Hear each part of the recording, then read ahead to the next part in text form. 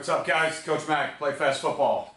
If you look in the description box below, I'm going to leave some links and some information to the two companies that support Play Fast Football, GameStrat or Game Time Strategy, which is our sideline replay system, the fastest, most advanced replay system on the market, and also Just Play Football, which provides digital software and playbook solutions to help make your program run a little bit smoother and help educate your players. All right, so check those out in the description box below, and if you are interested in any of those companies, please check them out. If you get there and you use any of the products, tell them you got there from Play Fast Football and Coach Mac sent you their way. All right, today what we're going to do is we're going to take a little bit of a look at an end of the year defensive analysis.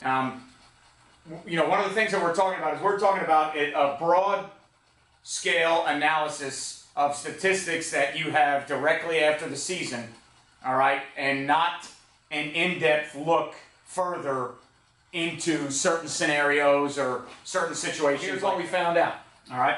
Defensively, gave up 290 yards a game, all right. That is a huge improvement from where we were last year. It was a huge improvement from where we had been my first 2 years at this school, all right, and it was a huge improvement in our area. It put us somewhere middle of the pack, all right, in our area. All right, we gave up 174 yards rushing a game. Would love to get that down under 150 if possible, but in the district that I play in with some of the teams that I play, I don't know how feasible or possible that is. That is the improvement that we made in the in our rushing defense, and I think we made the improvement because our run fits were made so simple across the board with our 6 guys in the box and then our support players that we were able to, when we went from, you know, maybe a Palms 2x2 2-read look to maybe playing some man behind it with Palms underneath it, to maybe playing some quarters coverage behind it, to even when we played some 3-deep stuff within the 3-3 stack box in our base defense when we weren't moving,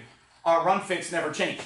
174 rushing is a huge improvement on what we did from the year before, and I'd like to see that number improve, but at the same time in our district, got to be realistic with how much that number is going to improve, because there's going to be 2 or 3 teams in our district that are big, physical, nasty football teams that are going to run the ball 40 to 50 times right at you, and it's tough to keep them under a certain yardage just based on the schemes that they employ to keep. Okay. All right, we gave up 124 yards passing. Again, I think that stat is pretty good, but I think it's also a little bit tainted because in the district, in the area that we play, there are a lot of teams that aren't going to throw the ball as a mainstay, and I think that stat gets a little bit, in my opinion, I think that stat gets a little bit tainted because teams, it's not like we're playing against 8 or 9 teams that want to throw the ball 30 times a game. So that's, you know, I think that's good on our part, but at the same time, I think it's not always a direct correlation, and I'll get into that a little bit later.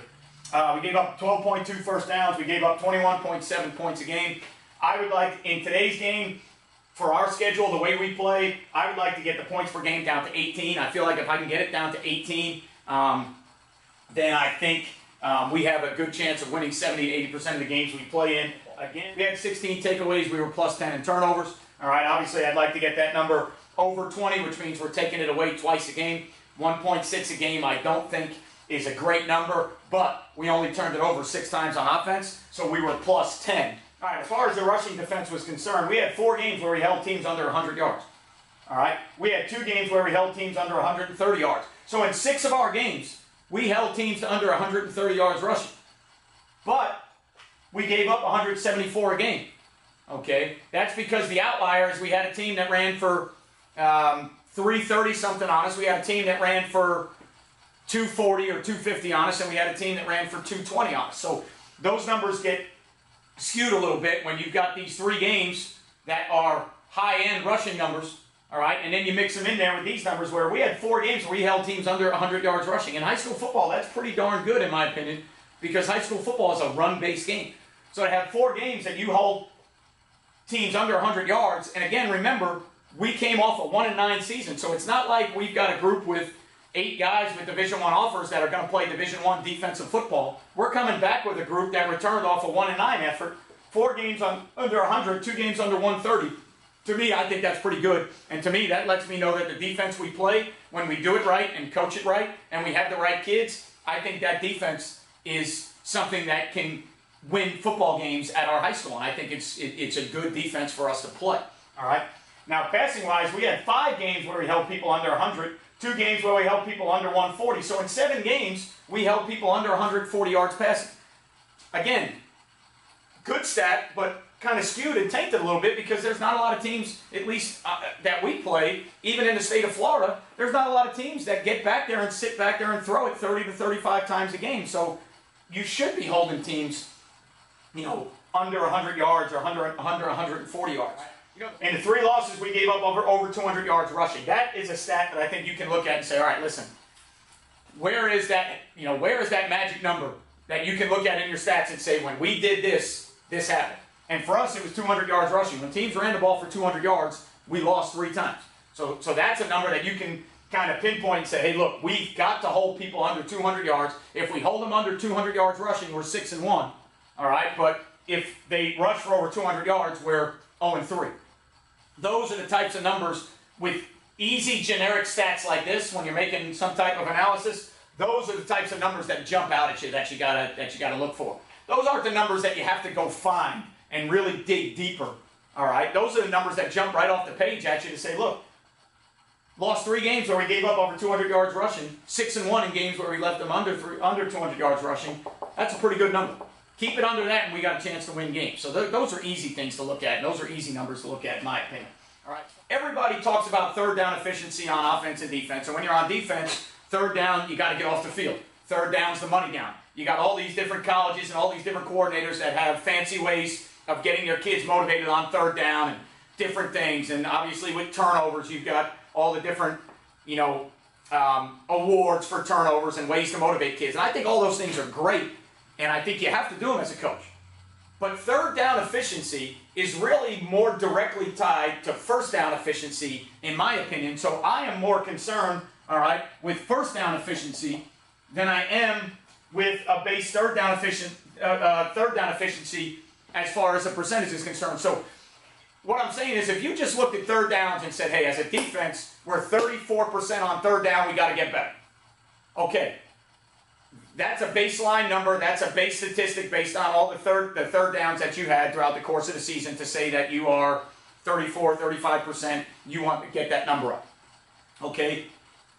I get it. That's easy. All right? The bigger part to look at is the third down efficiency based on down and distance. Okay? So what I'm saying is, if you break your third downs up into 3rd and 2 or less, third and 3 to 5, 3rd and 6 or more, and then you come up with your percentages, that to me is a better way to look at and evaluate your defense, because I can almost guarantee you 3rd and 2 or less, your percentages are going to be worse than they are on 3rd and 3 to 5, and they're going to be worse than they are on 3rd and 6 or more. Okay, it's simple math, simple probability, simple statistics in a game of football. So if you can get people into 3rd and 3 to 5, or 3rd and 6 or more, your third down percentages of getting off the field skyrocket dramatically. Okay, so how do you do that? You got to be really good on first down. You got to understand how to hold teams to under 3 yards on first down. Get them in 2nd and 7. Now that you got them in 2nd and 7, 2nd and 8, 2nd and 9, all right, now you've got a situation and you've got more calls and more things you can do on defense based on the offensive tendencies to keep them at 3rd and 5. If you got them at 3rd and 5, now their playbook, maybe not so much in high school. You know, high school, I think sometimes we get too analytical with things because the game is what it is. But 3rd and 5, their playbook shrinks a little bit. So now, you know, you're probably going to get off the field more on 3rd and 5. So go back and study first down efficiency, and then see when you were good on first down, when you held the team to under 2 or 3 yards. All right, how good were you getting off the field on that drive? Okay, I think if you look at what you did on first down, and on the drives that you held the team to under 2 yards on first down, what was your third down percentage on those drives? Okay, so this is a very simple analysis of defensive statistics that you can get very easily at your disposal at the end of the season. Obviously, these are kept game by game.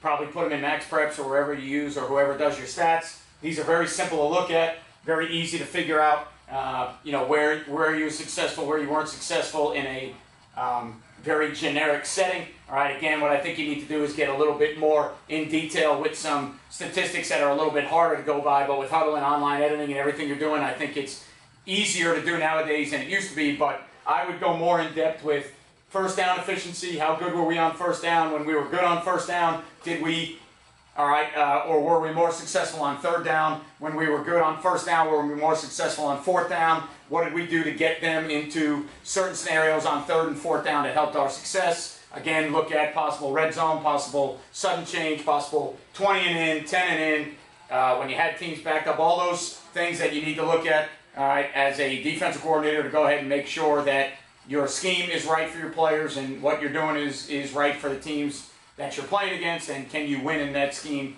and can that scheme be effective for you moving forward, all right, as a coach. So the simple one, all right, easy generic stats, and then the more in-depth ones that you got to look into a little bit more as a football coach and dig some numbers out to find.